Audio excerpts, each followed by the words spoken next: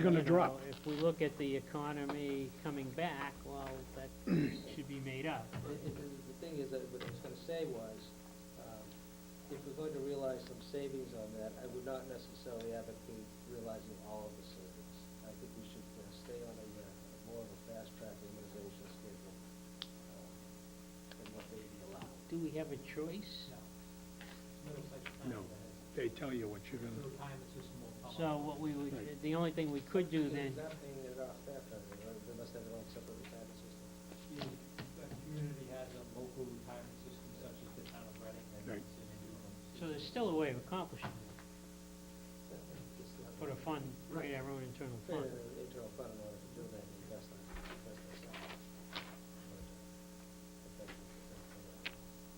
Pay off the debt. My guess is you'd be allowed to buy it out of principal. Do you want to make an additional payment to the parent system, they'll say no? If the town administrator buys a lottery ticket and you hit it on behalf of the town and you hit it? I can't predict what no such kind of retirement system will do, honestly. Right. We have to, they've indicated to me that they've got a number of steps that they need to take, in response to this, and then they will do a study and an evaluation of what the potential benefit is as a result of this. Just to let you know, my guess is the state's going to avail themselves of the same opportunity legislatively, which would pretty much close the budget gap.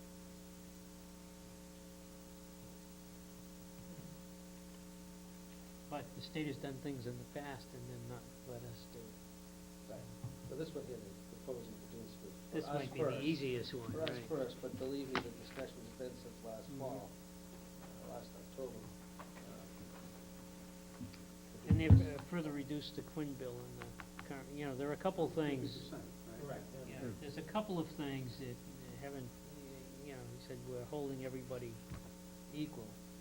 Yet I heard the circuit breaker was being reduced, which has a direct impact on this. And the Quinn bill numbers further reduced. Not that Yet there's there no was much left, But there doesn't appear to be any corresponding legislation to correct the inequities between communities based Right. on the collective bargaining agreements. right. So again, the state is not Not addressing not offering the full solution. They're making a bad situation worse, is what they're They've doing. created. no, through their funding. not at all. Yeah. I'm surprised that they've gotten by so far. It's really am. There'd be I heard, now I don't know if this is true, I heard that the state police were held exempt from the Quinn bill reduction. Only new hires. It was grandfather. No wonder why there's money. So the state police is fine. So they got their money. That was their solution. Yeah, Oh, really? Is that what they did? Yeah. grandfather. State police are funded? Except for new employees, Except for new the employees. program's not available. Unbelievable. Come on, November. Yep. Can't get here quick enough for me. Allow me to move on to some Yes, good news. okay. Is there any in here? That's not good news. This is a part of a relief package. The DPW has submitted a warrant article proposal, and I do want to mention that it involves, as you know, we've talked for quite a period of time about a solution for the Route 62 culvert, which is located in the town of Wilmington. And those of us who were here recall the very serious flooding on Mother's Day of 2006, which affected a number of areas of town, but particularly the Martins Pond area. And much of the problem is attributable to this culvert, which is undersized and acts as a dam and causes stormwater flow to back upstream and back up into North Reading. And one of the obstacles that we've had is, there are many challenges, but one of them is funding.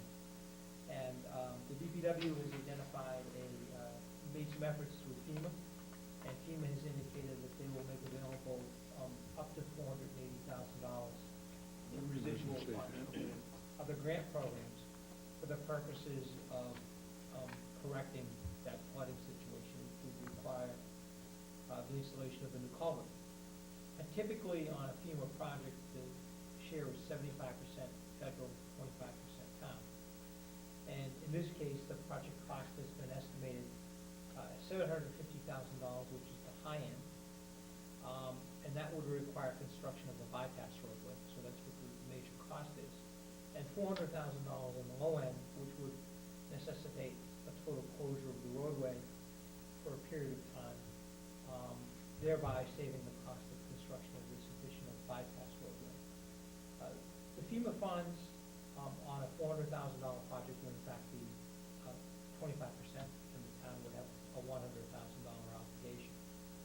On the other hand, if the project were funded at if the project turned out to be $750,000 project, FEMA would, funding would be 64%, because that's all they have available. So what I'm suggesting to the board is we put a placeholder in. Obviously, there are a number of issues that do need to be worked out.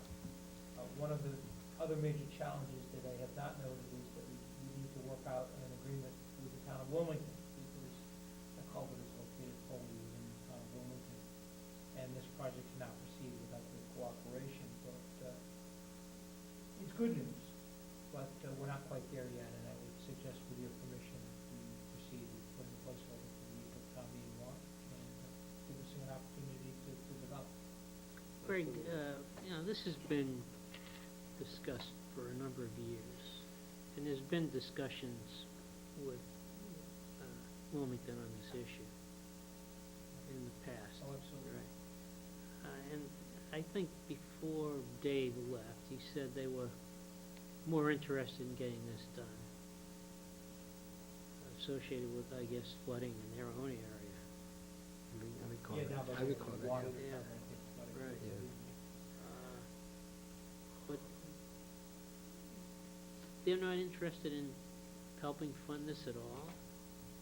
Never have been. It's the major problem, it's been the town of North Reading. Yeah. As far as that, excuse me, the major damage, it's been the town of North Yeah. Reading, not Wilmington. Wilmington residents have not been affected by it, so they're not interested in sharing the cost. Never have been. This has been ongoing for a long, long time. And this is the closest that we've ever been as far as coming to some sort of conclusion or a solution, partial solution to what the issues are that we're experiencing at the Myers Park. I mean, there have literally been hundreds of thousands of dollars worth of damage to residents' property up there. If we can make this happen, we should do it as quickly as possible. Because I again, don't for think- all the years that I've been sitting here, Yeah. this is the closest I've ever seen this. And again, we were even talking years ago about doing it alone, never mind with FEMA money or anything else, because the situation is that bad. So this is, Well, I think clearly we need to move on this.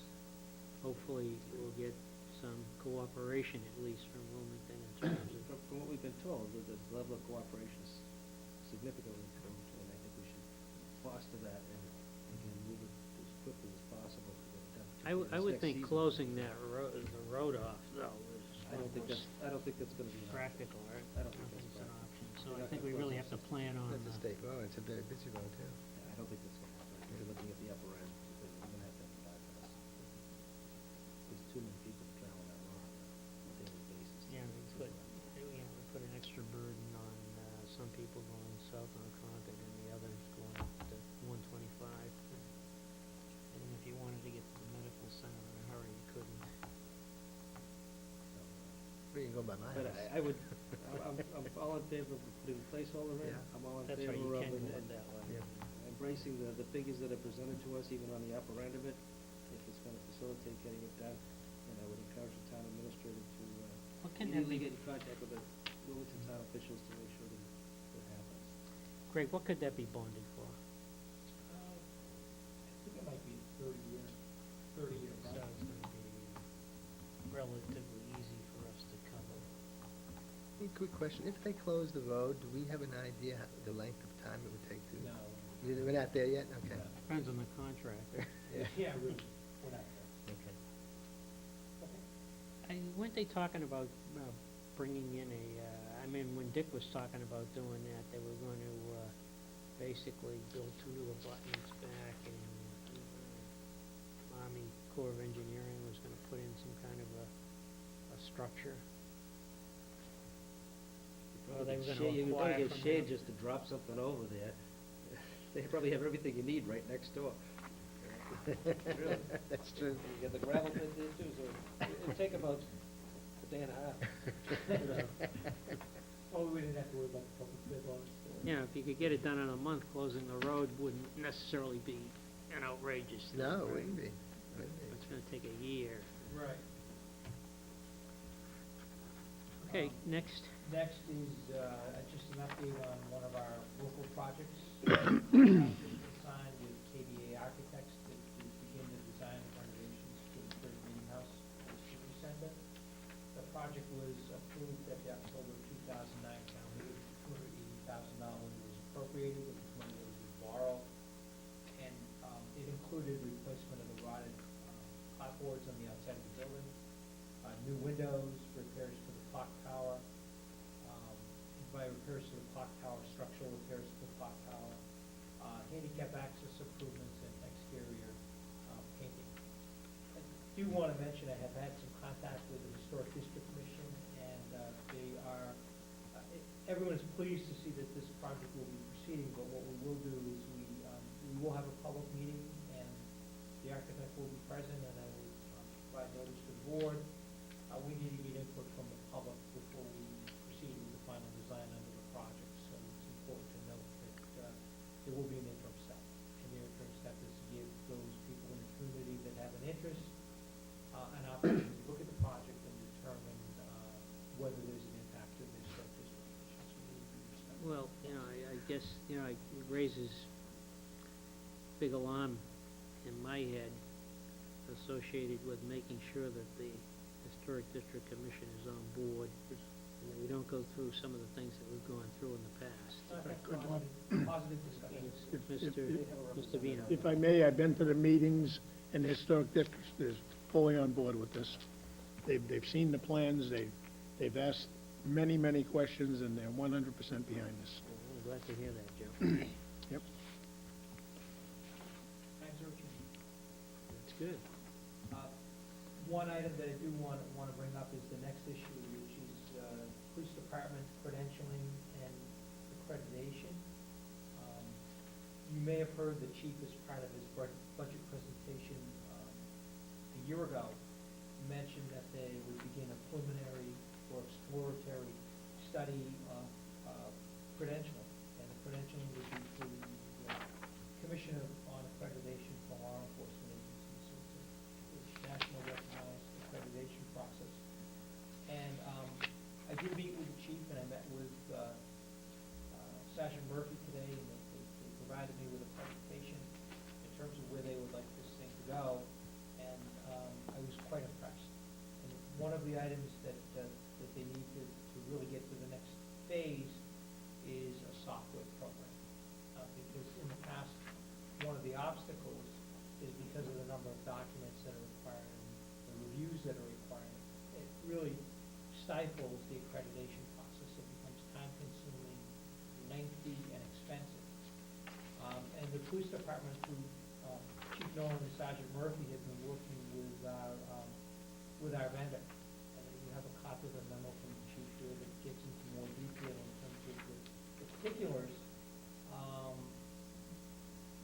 But I think it's really an excellent program.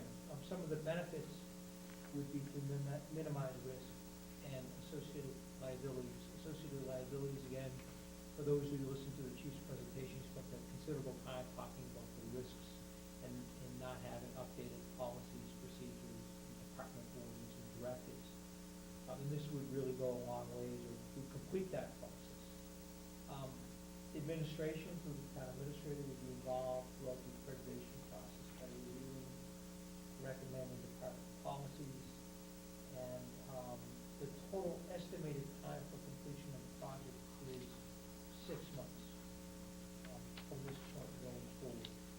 And the town does recognize that there is an obligation to bargain about certain items with the union involving changes in working conditions. Can you give us a for instance? I'd rather not, because I haven't seen the updated policy. But if there were to be,